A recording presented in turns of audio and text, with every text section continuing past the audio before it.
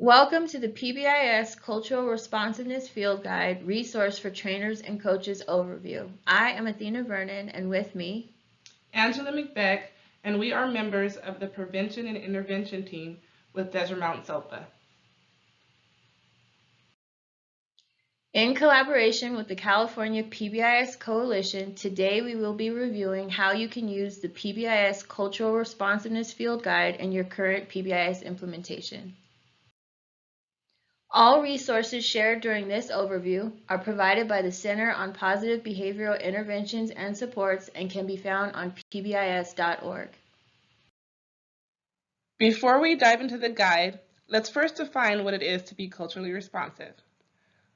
Cultural responsiveness, as defined by the Center on PBIS, includes A, holding high expectations for all students, B, using students' cultures and experiences to enhance their learning, and C, providing all students with access to effective instruction and adequate resources for learning. This guide outlines strategies for embedding equity efforts in school systems in order to become more responsive to the cultures and communities they serve. This guide is also part of a 5-point intervention approach for enhancing equity in student outcomes within school-wide PBIS. As schools are at different levels of implementation, it is important to keep in mind these guiding principles for school personnel. We will not always understand all shared beliefs and behaviors, and as always, remember that context matters and behavior is learned. Cultural responsiveness within school-wide PBIS includes these 5 core components: identity, voice, supportive environment, situational appropriateness, data for equity. More detailed descriptions of each component can be found in Appendix B on pages 33 through 36 of the field guide.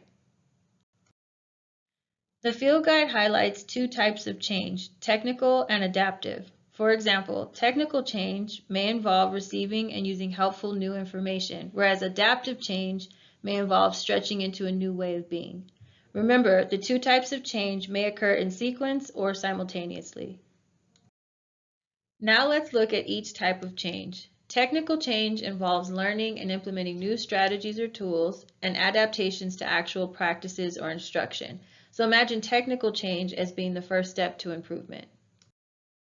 Adaptive change involves changes in values, beliefs, roles, relationships, and approaches to work, and also changing mindsets. So where technical change is the first step to improvement, adaptive change determines whether improvement is even possible. The field guide is broken up into 2 sections. Section 1 is Identity Awareness, and Section 2 is a TFI Cultural Responsiveness Companion. Identity awareness takes many forms, including understanding one's identity as a practitioner, assisting students in their own personal identity awareness, and understanding community identity. Culturally responsive systems require that practitioners are aware of their own racial, ethnic, and cultural identities.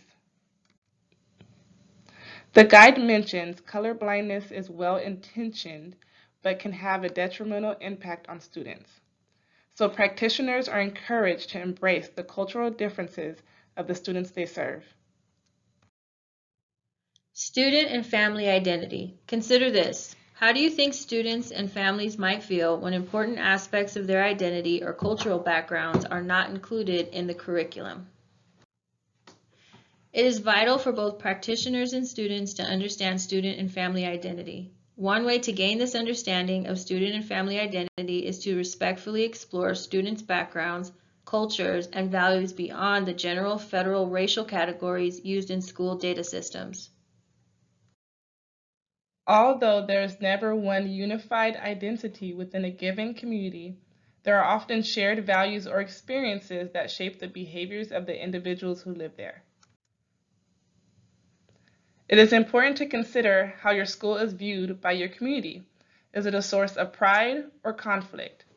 As you consider this question, remember school and district teams can use their data along with community feedback to make necessary adjustments.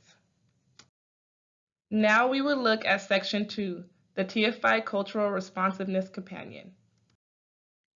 The TFI Cultural Responsiveness Companion can be found on pages 12 through 27 of the guide. It's provided as an action planning tool, not an additional fidelity of implementation measure. You can use it prior to initial school-wide PBIS implementation to build cultural responsiveness in from the beginning, or use it to enhance equity within existing systems. Some recommended steps are: Step 1, complete the TFI. Step 2, use the TFI Cultural Responsiveness Companion. And Step 3, create an action plan. On pages 30 through 62 of the field guide, you will find a variety of activities and resources to support you with implementing culturally responsive systems and practices. Now let's review 5 activities outlined in the guide. Appendix C provides sample matrices on pages 37 and 38 that reflect how you can incorporate traditional language and belief systems within the classroom setting.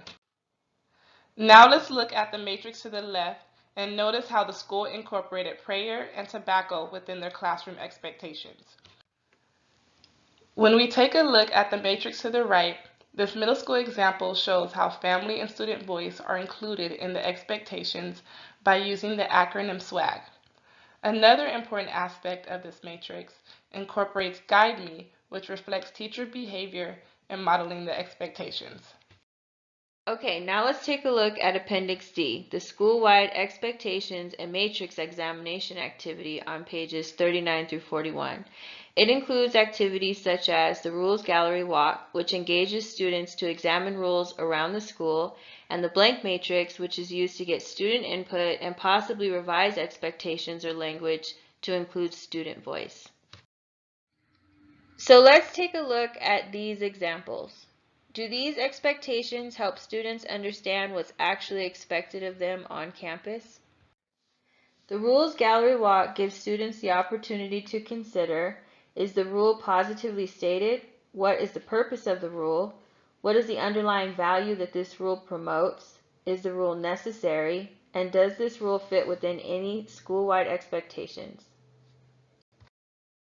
Appendix G, the personal matrix on pages 47 through 51, gives students the opportunity to reflect on the expectations they live with at home as opposed to what they do at school.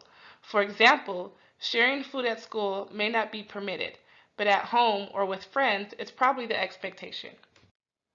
This also provides teachers with data on possible gaps in understanding, as well as identifies where connections need to be bridged and built.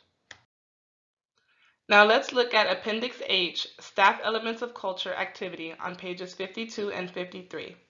The purpose of this activity is to engage staff in reflecting on their own values and culture, how they change over time, and how the school culture may engage or disengage students and families. For example, when we look at the column to the left, let's consider grooming and presence. Do teachers today dress the same as teachers did 30 years ago? Do clothes today look the same as they did 30 years ago? Do you think your students' families should dress the same as your family did when you were in school? And how might these differences create conflict today? The last appendix we will review today is Appendix K, the modified TFI walkthrough tool on pages 60 to 62. You'll notice on the left is the standard TFI walkthrough tool. On the right is the modified walkthrough tool, which includes 2 additional questions for students. Can they explain the school rules in their own words, and can they explain what the school rules mean at home? The data you gather as you complete your TFI walkthrough will support your PBIS team in creating an action plan. Okay, let's recap. The Cultural Responsiveness Field Guide can be used at the beginning of PBIS implementation or embedded in your current level of implementation. In Section 1, we talked about identity awareness, which included practitioner personal identity, student and family identity, and community identity. In Section 2, we reviewed the TFI Cultural Responsiveness Companion and the suggested steps. Step 1, complete the TFI. Step 2, use the TFI Cultural Responsiveness Companion. And Step 3, create an action plan. Thank you for taking the time to review the Cultural Responsiveness Field Guide with us. Please remember to use the resources available to you at pbisca.org as you continue your PBIS implementation.